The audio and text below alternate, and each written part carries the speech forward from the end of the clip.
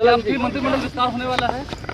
देखिए, श्री संतोष मांझी जी ने त्यागपत्र दिया है और उनका त्यागपत्र माननीय मुख्यमंत्री जी ने स्वीकार कर लिया और इसके साथ साथ उन्होंने माननीय मुख्यमंत्री जी को लिखा है कि निजी कारणों से अब हम आगे साथ चलने में असमर्थ हैं।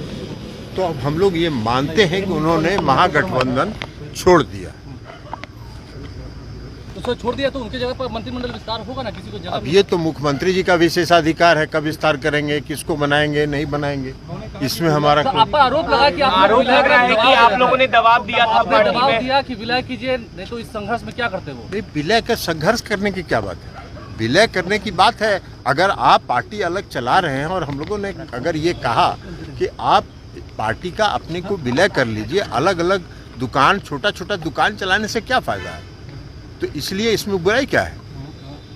अब उन्होंने नहीं किया और उन्होंने कहा कि अब हम आपके साथ आगे चलने में असमर्थ हैं। इसके साथ और आगे किससे किससे क्या क्या उनकी बातचीत हो रही थी, ये वो बता सकते हैं। तो मतलब इच्छा उनकी थी, मतलब आप मानते हैं महागठबंधन थी, इच्छा छोड़ने की उनकी थी?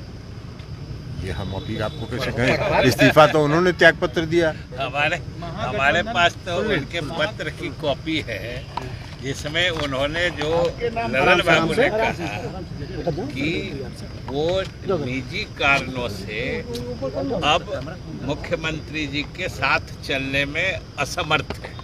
उन्होंने पत्र में साफ लिखा है और इसको वो भी डिनाई नहीं करेंगे, हम समझते हैं। और इसका दोनों चीज़ है, उन्होंने इस्तीफा दिया, वो स्वीकृत हो गया, मतलब वो अब मंत्री नहीं है, मंत्रिपरिषद के सदस्य नहीं है।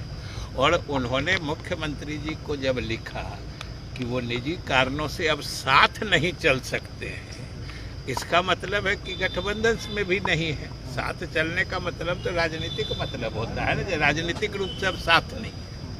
और जहाँ तक विलय की बात है, साथ रहने पर ढेर सारी संभावनाओं पर विमर्श होता है और दो पार्टी अगर विलय करती है तो एक मजबूत, ज़्यादा मजबूत पार्टी बनती है।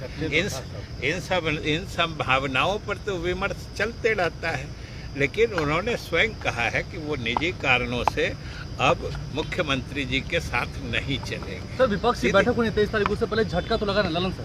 ये झटका क्या झटका? महागठबंधन में बीजेपी का देखिए पूरे देश में, पूरे देश की पार्टियां एक हो रही हैं, 17 पार्टियां आ रही हैं, पूरे देश के अलग अलग दल आ रहे हैं, तो इसमें झटका का कहाँ सवाल है? पूरे देश में भाजपा एकजुट होती, पूरे देश में विपक्ष एकजुट होकर भाजपा के खिलाफ लगातार जो है मांझी जी को आदरणीय मुख्यमंत्री नीतीश कुमार जी ने आगे बढ़ाने का काम किया, यहाँ तक बिहार का मुख्यमंत्री भी बना। और पहले हम लोगों के साथ भी, हम लोग के गठबंधन में थे पूर्व, तो हम लोग अपने कोटे से एमएलसी भी बनाए थे संतोष मांझी जी को, और माननीय मुख्यमंत्री जी ने मांझी जी को मुख्यमंत्री बनाया और संतोष जी को मंत्री बनाया।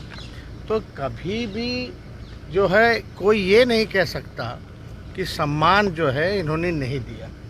हमेशा बढ़ चढ़ करके जितना हो सकता था उनको जो है हमेशा सम्मान देने का काम किया। जब पुनः हम लोग महागठबंधन में आए तो हम लोग सब लोग साथ लेकर के आए, अब लेके आए, उसमें भी संतोष जी जो है मंत्री बने रहे।